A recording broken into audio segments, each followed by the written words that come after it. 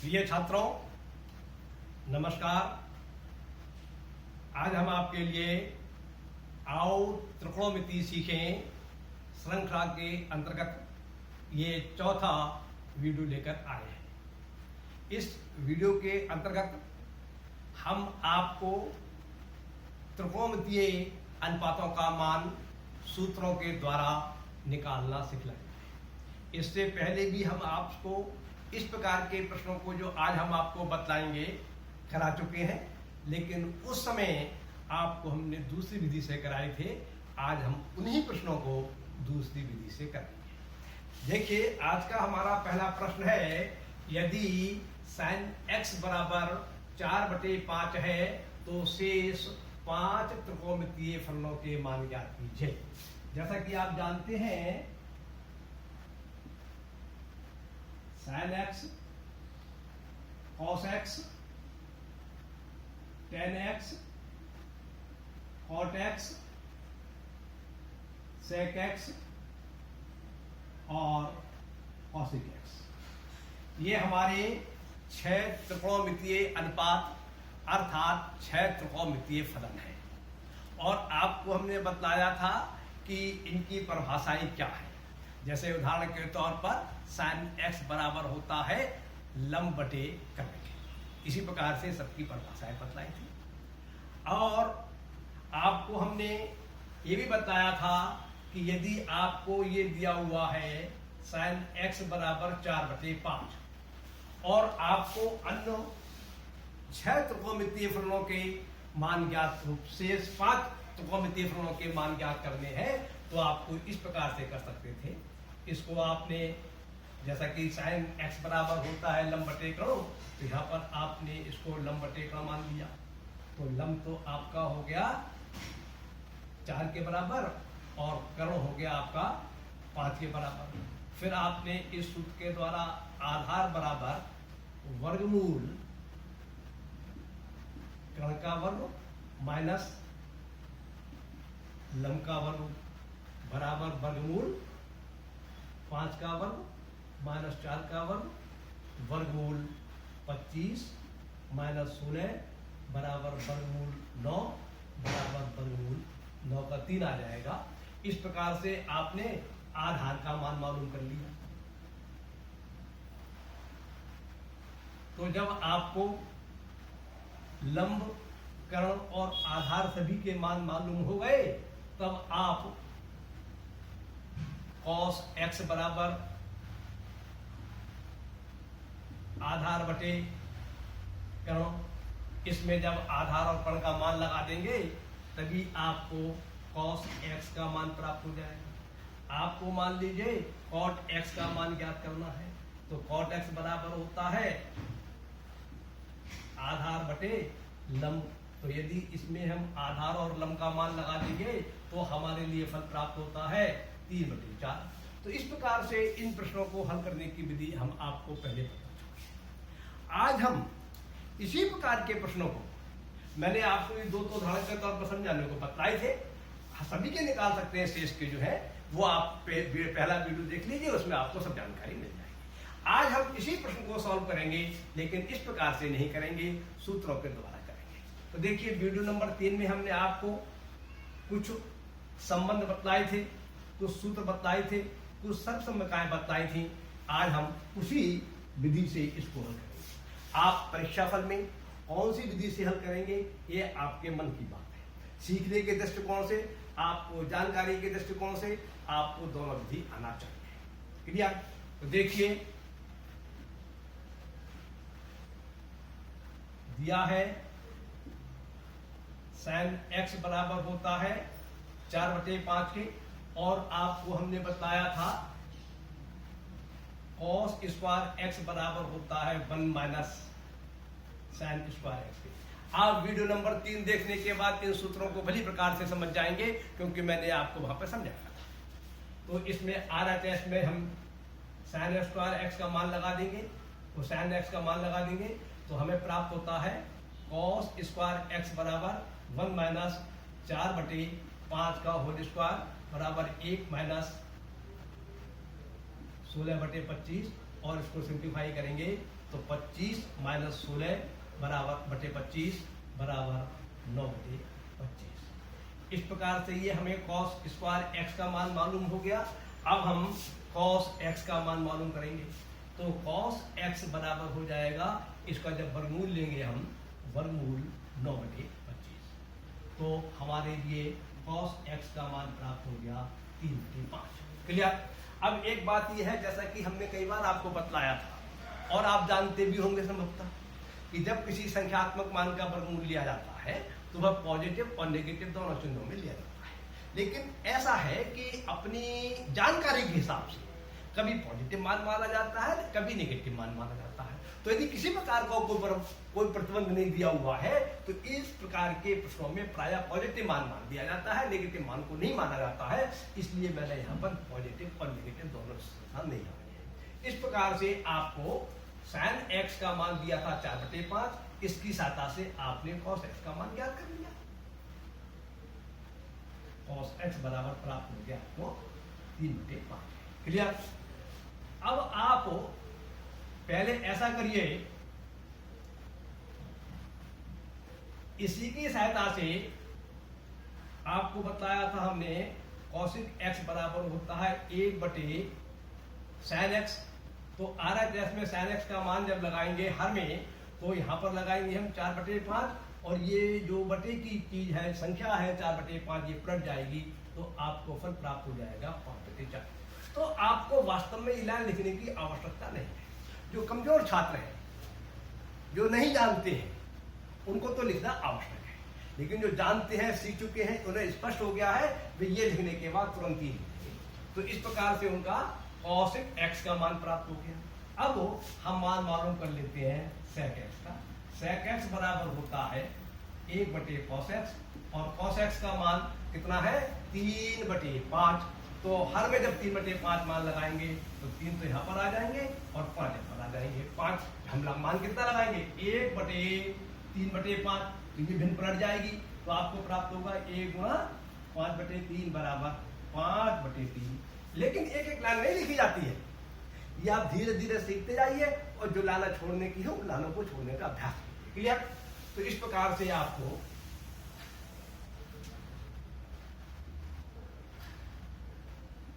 cosec x का मान प्राप्त हो गया 5 बटे 4 और sec x का मान प्राप्त हो गया 5 बटे 3। आपको एक राशि के मान दिए थे sin x के, आपने cos x का मान ज्ञात कर लिया, cosec x का मान ज्ञात कर लिया और sec x का मान ज्ञात कर लिया। अब हम मान ज्ञात करना चाहते हैं tan x का।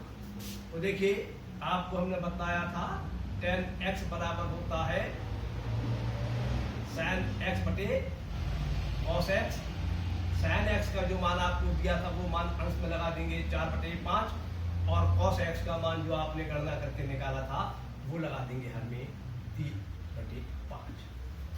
और जैसा कि आप जानते हैं जब भिन्नों में बटे के बटे होते हैं तो नीचे वाली भिन्न को पलट देते हैं। उदाहरण के तौर पर a बटे b बटे c बटे d लिखा हुआ है तो ये हो जाएगा हमारा a बटे b गुणा b बटे c। इन सब नियमों की आपको जानकारी होना चाहिए। तो ये आपको प्राप्त होगा 4 बटे 5 गुणा 5 बटे 3 और इससे कैंसिल हो जाएगा तो आपको tan x का मान प्राप्त हो गया 4 बटे 3।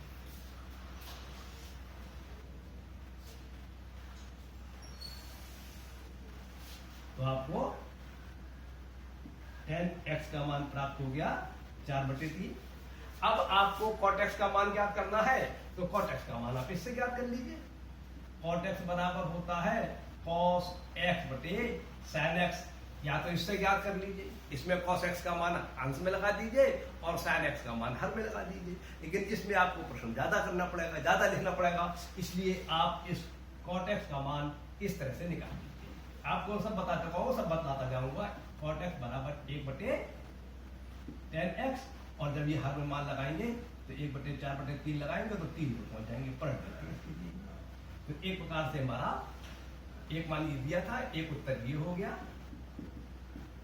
एक उत्तर हमारा ये हो गया, एक उत्तर हमारा ये हो गया, एक उत्तर हमारा ये हो गया और एक उत्तर हमारा। इस प्रकार से हमने परिभाषाओं के जो होते हैं sin x बराबर लंब बटे कर्ण, cos x बराबर आधार बटे कर्ण, sec x बराबर कर्ण बटे आधार, उन सूत्रों का प्रयोग न करके, उन परिभाषाओं का प्रयोग न करके जो त्रिकोणमितीय फलनों में, संबंधों में जो सूत्र होते हैं, संबंध होते हैं, उनकी सहायता से आज हमने इस विषय को सॉल्व करके दिखलाया। अब दूसरा प्रश्न आपको सॉल्व करके दिखलाई देते हैं।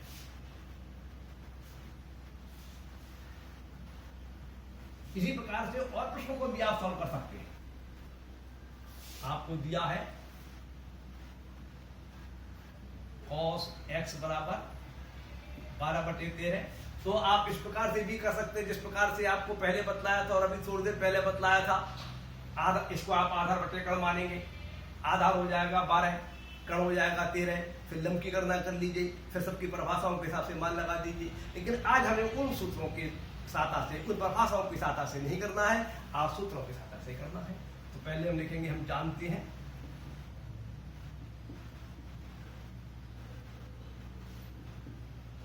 sin स्क्वायर x बराबर होता है 1 minus cos square x। RHS में cos x का मान लगाएंगे तो sin स्क्वायर x बराबर प्राप्त हो जाएगा हमारे लिए 1 माइनस 12/13 की होल घातांक 2, और ये प्राप्त हो जाएगा 1 माइनस 144/169, और सिंप्लीफाई करेंगे तो 169 माइनस 144/169, और ये प्राप्त हो जाएगा हमारा 25/169। क्लियर? और जब हमें ये प्राप्त हो गया तो इसका जब दोनों पक्षों का वर्गमूल ले लेंगे तो हमें प्राप्त हो जाएगा sin x बराबर 5/13।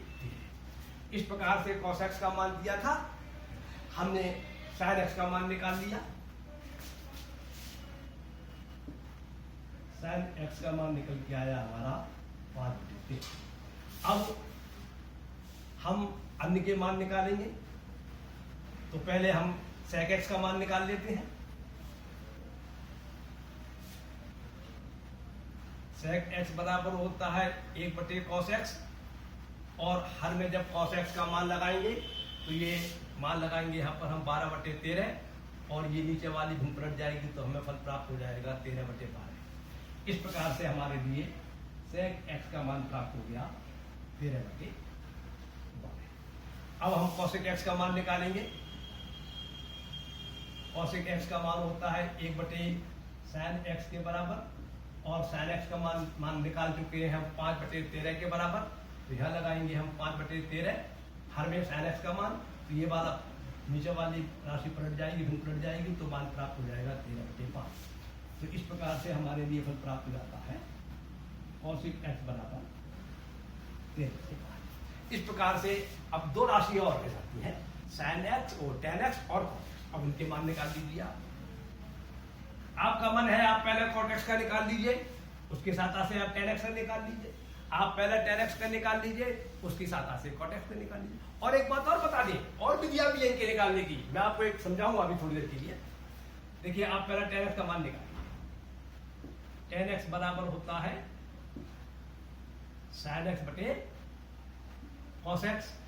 अब sin x का मान तो आपने निकाला 5/13, तो 5/13 तो अंश में लिख जाएंगे sin x के स्थान पर, और cos x का मान दिया है आपको 12/13, ये हर में लिख जाएगा, नीचे वाली भिन्न पलट जाएगी, तो 5/13 गुणा 13/12 ही आ जाएगा, इससे कैंसिल हो जाएगा, ये आपका आ गया 5/12। तो आपको tan x बराबर प्राप्त हो गया 5/12। क्लियर? अब आप cot x का मान निकाल दीजिए। cot x बराबर होता है 1/tan x, तो 1/5/12 tan x के मान लगाएंगे हमें, और यह प्राप्त हो जाएगा आपको 12/5। तो आपको इससे प्राप्त हो गया cot x बराबर 12/5, और इस प्रकार से ये आपका आंसर है। क्लियर? अब आपका मन ऐसा है कि आप मतलब किसी पुस्तक में किसी विधि से देते हैं, किसी में किसी विधि से देते हैं, मतलब सबका एक ही होता है। अब आपको हम tan x का मान एक दूसरी विधि से निकालना सिखला रहे हैं। हमने आपको एक सूत्र बतलाया था, sec स्क्वायर x बराबर होता है 1 प्लस टेन स्क्वायर एक्स से, और जब हमने एक को पक्षांतर कर लिया इधर तो हमारा बन गया सेक स्क्वायर एक्स माइनस 1 बराबर टेन स्क्वायर एक्स। तो इसको हम लिख सकते हैं टेन स्क्वायर एक्स बराबर सेक स्क्वायर एक्स माइनस 1। मतलब चाहे तो आप ये लिखिए, चाहे ये लिखिए, चाहे ये लिखिए, तीनों बातें एक ही है। तो आप अब ये मत लिखिए, आपको तो डायरेक्ट सूत्र याद है, आपको और याद होना भी चाहिए। जब आप नहीं याद रखेंगे, नहीं सीखने का प्रयास करेंगे तो कैसे सीखेंगे? एक एक लाइन लिखेंगे तो कहां तक सीखेंगे? तो आपने सूत्र लिखा टेन स्क्वायर एक्स बराबर सेक स्क्वायर माइनस एक्स, और सेक एक्स का मान आप पहले निकाल चुके हैं। तो यहां आप सेक एक्स की वैल्यू लगा दीजिए 13/12 का होल 1 माइनस 1, इसे सिंप्लीफाई कर दीजिए 169/144 माइनस 1, और इसे सिंप्लीफाई करेंगे तो 169 माइनस 144/144, और ये आपका फल प्राप्त हो जाएगा 25/144। ये आपका फल प्राप्त हुआ टेन स्क्वायर एक्स बराबर 25/44 144। अब आपको टेन एक्स का मान निकालना है, तो दोनों पक्षों का वर्गमूल लेंगे तो आपको फल प्राप्त होगा टेन एक्स बराबर 5/12। अब हमने बताया था संख्यात्मक मान का वर्गमूल लेते हैं तो प्लस माइनस नहीं लगाते हैं। इन प्रश्नों में वैसे तो लगाते हैं, इन प्रश्नों में प्राय अगर कोई शर्त नहीं दी गई है, ये नहीं दिया गया कि एक्स कोण जो है कौन से चतुर्थांश में है, ये आगे की बातें हैं, तो फिर मार्क्स का साइन भी लगाना पड़ता है। फिर हमें ये फैसला करना पड़ता है कि पॉजिटिव को चिन्ह माना जाएगा, नेगेटिव को माना जाएगा। लेकिन ये बातें तो बहुत आगे की बात है, इसलिए आपको इसके बारे में नहीं बता रहा हूँ। ये वाला जब आपने टेन एक्स का मान निकाल लिया, फिर आप कॉट एक्स का मान इससे निकाल लीजिए।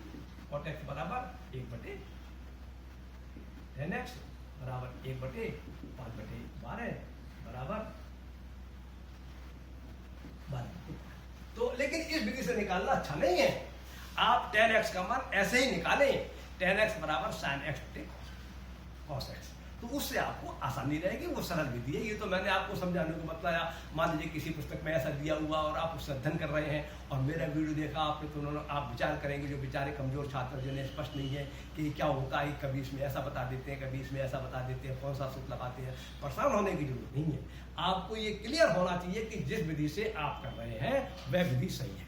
फिर दूसरे व्यक्ति ने, पुस्तक वाले ने, किसी और वीडियो वाले ने, या और किसी छात्र ने, या आपके क्लास में किस विधि से बताया गया है, इससे आपको, या फिर मैंने ही मान लो कोई और विधि बताई है, तब भी आपको परेशान होने की आवश्यकता नहीं है। बस आपको ये स्पष्ट होना चाहिए कि जिस विधि से आप कर रहे हैं वह विधि आपकी सही है, बस। चाहे वो विधि किसी ने बताई है, इससे मतलब नहीं कि मैंने ही बताई है, ठीक है। अब एक अंतिम बात और सुन लीजिए, आपकी बात तो पूरी हो जाती है।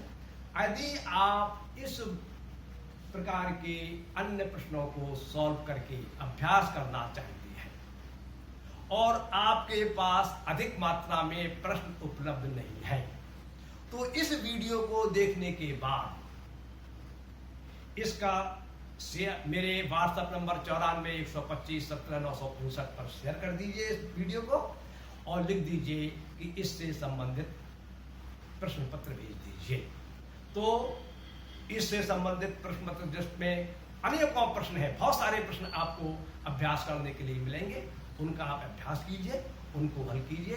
हल करने के बाद उन उत्तरों को मेरे व्हाट्सएप पर भेज दीजिए, मैं उनको चेक करके उनका हल आपके पास भेज दूंगा। इस प्रकार से आप निरंतर प्रश्नों को सीख सकते हैं, अभ्यास कर सकते हैं, और जानकारी आपको मिलती रहेगी कि आपके द्वारा किए गए प्रश्न सही है, गलत है। आप किसी विधि से करें, जो हल करके भेजें, उसमें यह आवश्यक नहीं है कि आप उसी विधि से हल करें कि जिस विधि से मैंने आपको बताया है। आप किसी विधि से हल करिए, आपकी विधि यदि सही है तो सही है, गलत है तो गलत है। क्लियर? और आपको मेरा परामर्श यह है कि जब आप इन प्रश्न पत्रों को हल करें तो किसी से भी सहारा न लें। आपके मस्तिष्क में जो सही गलत जैसा आए वैसा लिख के आप मेरे पास भेज दें, जिससे मैं समझ लूंगा कि आपको कितना ज्ञान है। उसी के हिसाब से मैं आपको परामर्श दूंगा कि आप इस प्रकार से अध्ययन करें जिससे कि आप त्रिकोणमिति सीख सकें। और आपने अगर यह सोच लिया कि मेरा प्रश्न सही चला जाए और उसके लिए आपने किसी दूसरे व्यक्ति से सहारा लेकर भेज दिया, तो फिर आप सीख नहीं सकते। सीखने के लिए आवश्यक है कि जो आपको आता है उल्टा सीधा सही गलत वैसा आप करके भेज दीजिए, मैं आपको चेक करके भेज दूंगा। क्लियर? और आपको बतलाऊंगा कि आप इस प्रकार से ना करा करें, इस प्रकार से करा करें, ये विधि सही है, ये विधि अच्छी है, ये विधि गलत है। जैसा भी आपको परामर्श होगा वैसा मैं आपको परामर्श दूंगा। अब आज की बात समाप्त होती है। इन बातों पर ध्यान रखिए, सीखिए और अपना ज्ञान बढ़ाइए। नमस्कार, धन्यवाद।